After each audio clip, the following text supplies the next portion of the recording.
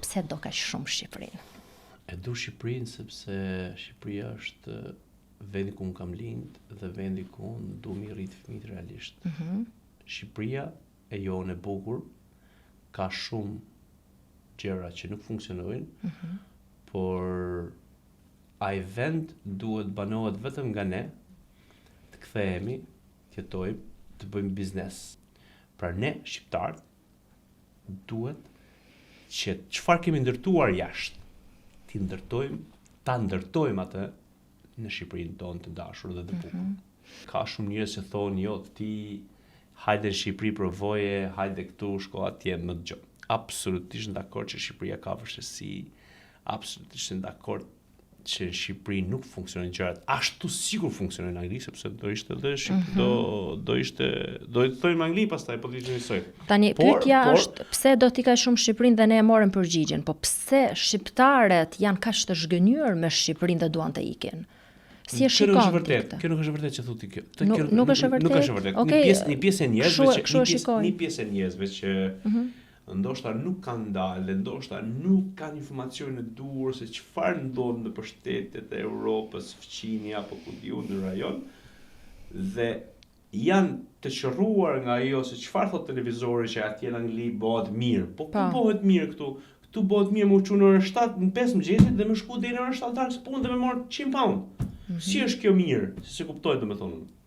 Tjetra, ku bëhet mirë këtu kur te shkolla e fëmijët tim para 2 muajsh kanë shku 2 adoleshentë zezak me thika, kanë hyrë marrë telefonin gjithë aparatit shkollës dhe ka shku policia mas një orë. Si që ka kjo punë? Bëhet mirë dhe është sigurie e papamet. Ore, më dëgjoj.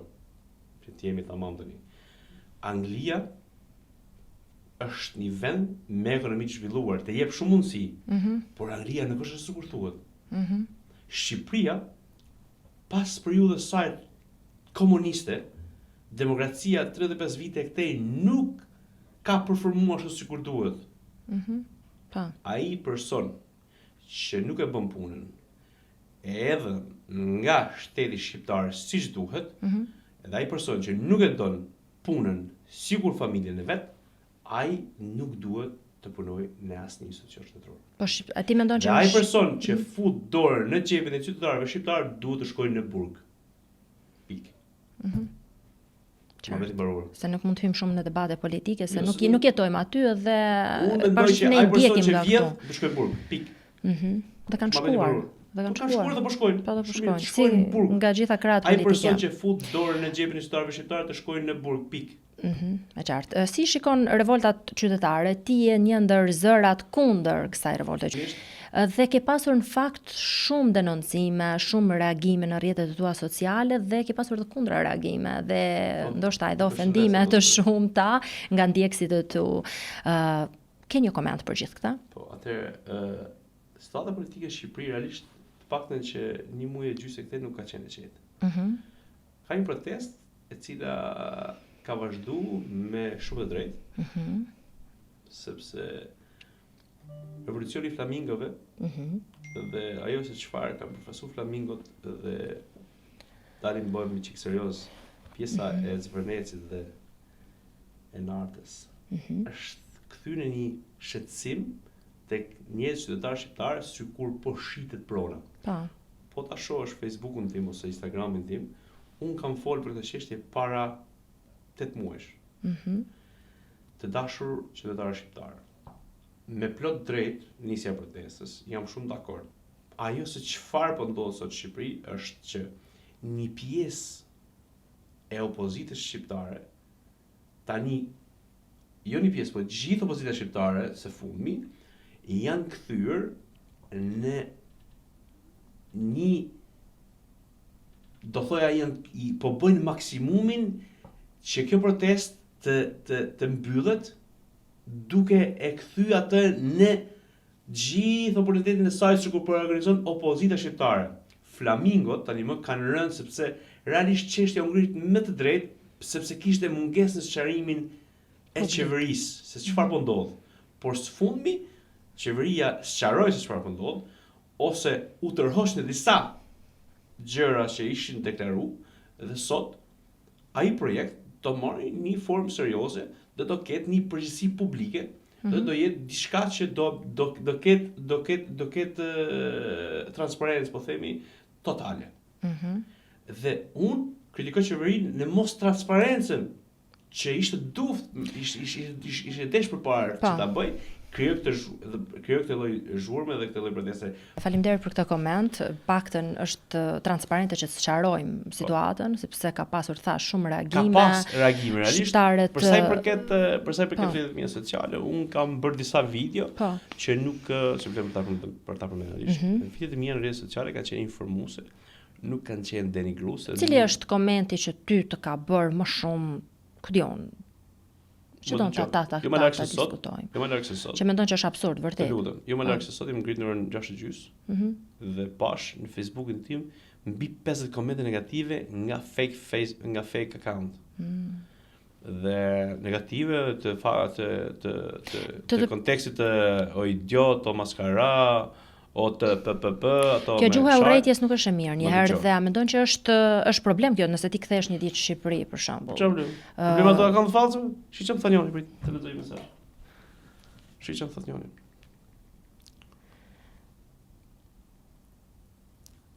I thash unë në një koment më sipër se më kishte shkruar çfarë është lej këtë nivellit mos ta bë si nish me Facebook false. Unë jam me Facebook false po me karakter origjinal. Është thjesht janë disa njerëz që përdorin tastierën dhe kompjuterin dhe janë të sofistikuar për të baltos të gjithë njerëzit që shprehin mendime ndryshe. E qartë. Është një shprehje e vjetër që e kam dëgjuar nga një burr i mirë që jeton në Kosovë. Në fakt ja harrova emrin e tij zotërisë. Është shqiptare. Vetëm ata që shohin janë vetëm komunist, pro-rus o serb, fryma të vjetra komuniste shajnë dhe baltosin njerëz pa asnjë lloj kriteri. Pra këto shajnë dhe baltoset nuk më bëjnë përshtypje, s'kan përshtypje. Fillimisht ndoshta e mërziti çik, po tash se kam problem fare, thuj çat dush, sepse ti vetëm tregon veten tënde, mos më bën asgjë gjë. E qartë. Kam pasur nga këto shumë të një private, kupton ku jeti. Nëse kur je familjar është pak. Janë pukla. E qartë. I hedhim tutje këto, të vazhdojmë me bisedën tonë profesionale sepse jam shumë kurioztar për të kuptuar më shumë. Patjetër. Njerëzit në fund të marrin edhe të mësojnë diçka nga kjo intervistë apo jo. Dua të pyes pak, duke qenë se ti ke reaguar shumë në rrjetet sociale për situatën politike në Shqipëri dhe e ke shprehur haptazi që je një socialist i kohëve moderne. Jo me Partinë Socialiste të Shqipërisë. Qartë thuaje në 3 kamera këtu. E kam bërë gjithmonë. Okej, në rregull, më pëlqen, duhet ta shpresh haptazi dhe çdo kush ka bindje të veta politike, po pra, çdo kush ka bindje të veta politike. E qartë, por ti ke një ambicia politike që e shikon veten në politikë në të ardhmen dhe dua të pyes, nëse bësh pjesë e Kuvendit të Shqipërisë një ditë, çfarë do propozoje për Shqipërinë për të ndryshuar? Cila do ishte nisma jote? Faleminderit për pyetjen. Kjo pjesë e angazhimit tim politik ka vazhduar që në vitin 2005 e këtej. Unë kam qenë pjesë e forumit të Partisë Socialiste Freshit që vitin 2005, kur kemi pas Megja Tyresën, kryetare e forumit. Qartë. Dhe vazhdon. Jem shkput një periudhë kohore 5 vjeçare 2015-2020, por ata nuk më lanë as tu, më gjetën prap. Erdhën duke bë takime që me Damian Gjiknurin kur formum edhe degën e Partisë Socialiste me Rian Velin, ishte Lat Krashi. Në çfarë viti para se të vjen Londra? Dega e Partisë Socialiste është formuar para se të vjen unë realisht. Rian Velia në 2014 me ish deputet e Partisë Socialiste Lat Krashi këtu. Dhe takimin që unë kam bërë fillimisht kur ka ardhur Damian Gjiknuri në Britani, kemi ngritur struktura, kemi bërë takime, kemi takuar njerëz plot, kemi dëgjuar shqetësime. Nëse besimi i qytetarëve thyhet, ti ke thyer një gjë shumë të madhe. Edhe po them me bindje të plot, nëse unë nesër do jem do përfaqësoj një komunitet, unë do jem për të mbrojtur gjithçka çfarë komunitet do. Do bëj gjithçka çfarë komunitet kërkon. Dhe në rastin konkret, diaspora sot numëron 1.7 milion votues jashtë Shqipërisë. Dhe jam absolutisht I shokuar a hera fundit që Lerësi është përfaqësues nga diaspora, nga të dy krahët politike, por edhe nuk edhe ligji nuk është I drejtë realisht. Realisht nuk është ligji I drejtë, sepse po donin dy partitë ndase të qenë si ka partitë e vogla ku diun, do të caktojnë një numër të konsiderueshëm për të qenë pjesë e parlamentit nga diaspora. Për shembull, po të thosha 15-20 deputet që të jalinë në vend diasporës. Por mendoj që na kanë frikë pak nesër jena shumë drejt. Unë po më shku nesër me një punë. Nuk e the rregullin. Me harruat mëbet. Do të jetë shumë sfiduese sepse unë du vendin tim dhe du që ajo punë të bëhet në rregull. Roje kanali me mlon, aty ke kanali thotë kanalet më drejtën. Pa. Shko beti mbaru. Qartë. Nuk di me bëj kështu, e kupton e? Unë kam vërejt nga puna që bëj. Edhe si malstor kështu jemi në drejt. Po te karakteri po thjesht është e du punën, e kupton, e du atë punë që ma lën më përsi. E ke përmendur shumë shpesh punën dhe e vlerësoj shumë. Eksakt. Problemi që ndron këtu, unë e shoh edhe në Shqipëri, ka probleme, ka akoma korrupsion realisht. Ke dogana, unë si kam punë shumë punë me dogana. Jam zonë dje 3 herë me policë dhe me doganierët I Durrës. A mund t'i përgjigjesh kësaj pyetje pse ka kaq shumë korrupsion? Unë nuk e di. Zot na ruaj nga kjo smundje. E kam shumë sinqerisht. Po ti mja për shmuni shërbim, qoftë spital, qoftë në elektrik, qoftë në polici, qoftë kudo, do ganë. Si kërkon lekë? Çfarë kërkon lekë? A e denoncojnë korrupsionin vetë shqiptarët apo e tolerojnë? Ky është problemi. Problemi më madh ata nuk e denoncojnë. Ftoj çdo qytetar shqiptar të blejë një kamera, trupi, dhe të vazhdoj misionin e punës vetë për t'i nxjerrë letrat shtëpisë, për të shkuar në spital e për ta filmu atë që lyp lek. Dhe ai të shkojnë në burg. Pik. Vetëm kështu mund të eliminojmë. Në çdo shoqëri të zhvilluar europiane ka ndodhur këto. Këto që kemi ne sot kanë qenë vitet, po themi vitet 2000, 98-2000, në vendet e zhvilluara të Bashkimit Evropian. Kanë ekzistuar këto. Korrupsioni Margaret Fletcher ishte ajo zonja e hekur që hoqi dy panchet, se edhe këtu në Angli kishin qenë policia të morë dy panç. Po. Ja kupton? Ajo e ka heq korrupsionin sepse ka thonë gjë. Ti futë dorën në xhepin e qytetarëve do shkosh në burg. Cila ka qenë dita që ke menduar seriozisht që do kthehem në Shqipëri se nuk e dal dot. Atë ditë që jam lodhur te puna, duke marr 60 pound ditë dhe 10 pound cigare, 10 pound transport dhe 5 pound kafe. Kam menduar se seriozisht iki. Pyetje tjetër. Mërzitë shumë. Po normalisht. Atëherë, çfarë ke humbur gjatë rrugës për të bërë ky që je sot? Oh my god. Kam humbur ndoshta karrierën time politik. Po, do ishte më përfshirë ndoshta. Atje në Shqipëri. Shqipëri. Po çfarë do të kishte garantuar? Nuk e di sepse do thoja se nuk do isha. Se di, sepse e pas kemë pikë pyetje. Eksakt, do thoya nuk do isha sepse do tulesh mendosh kam fut mendim. Do isha zonë me ato, e kupton? Do isha zonë me ato. Edhe do kisha lënë Shqipërinë, e sigurt. Po. E kupton? Se nuk bë kompromise me disa. Nuk bë kompromise me drejtësi. Për çfarë është për komunitetin dhe për gjithë njerëzit. Jo vetëm për një status, për një. Jo. Unë nuk bëj asnjë kompromisi kurrë çfarë I takon popullit dhe komunitetit. Kurrë, asnjëherë. Për çfarë e don atëherë? E du sepse më shqetëson fakti që ne po rrisim fëmijët këtu unë do t'i humbas fëmijët nëse I rris do martohet me të huaj. Nesër niprit e mi nuk do thonë më jemi shqiptar. My grandfather was Albanian. Dhe kjo më shqetëson mua. Në drejt, kjo është më vërtet. Kjo më shqetëson mua sepse ne po humbasim njerëzit, po humbasim fëmijët. Drejtja këtë politikan. Krejt. Po të bëjmë sepse po vujmë, kupton, po vujmë jashtë shtetit.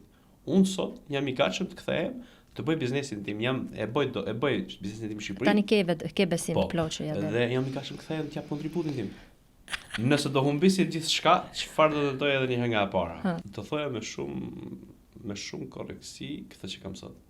Sërish këtë, aq shumë e do. Sërish, dashuroj atë që bëj unë dashuroj. Okej, njeriu do të bëj atë që do. Eksakt. Okej, edhe puna që do, edhe unë jam pro kësaj, a kupto? Domethënë unë humbas shumë kohë pas karrierës. Nuk do isha diku tjetër. Sepse njerëzit mendojnë që të bësh vetëm lek është lumturia vetme. Duhet të bësh lekun me punën që do. Eksakt. Okej, kjo është ajo. Okej, kam të 3 pyetje tjera që t'i lexoj unë tani për ty. Mund ta përshkruash emigracionin me 2-3 fjalë, ose nëse mundesh edhe me një fjalë të vetme. Sakrificë, vështirësi, humbje, harres. Kjo e fundit shumë e dhimbshme. Emrin e personit të parë që të vjen në mendje kur mendon faleminderit. Pse ai apo ajo? Nënës teme dhe babës. Pse, çfarë? Sepse ata janë gjithmonë për ne, po realisht nëna ime. I ke prindër gjallë, me je gjatë. Nëna ime dhe baba ime kanë vujt realisht, janë rritë 2 jetima dhe na kanë rritë. Me sakrifica. Dhe pyetja fundit, nëse nesër kthesh përgjithmonë në Shqipëri.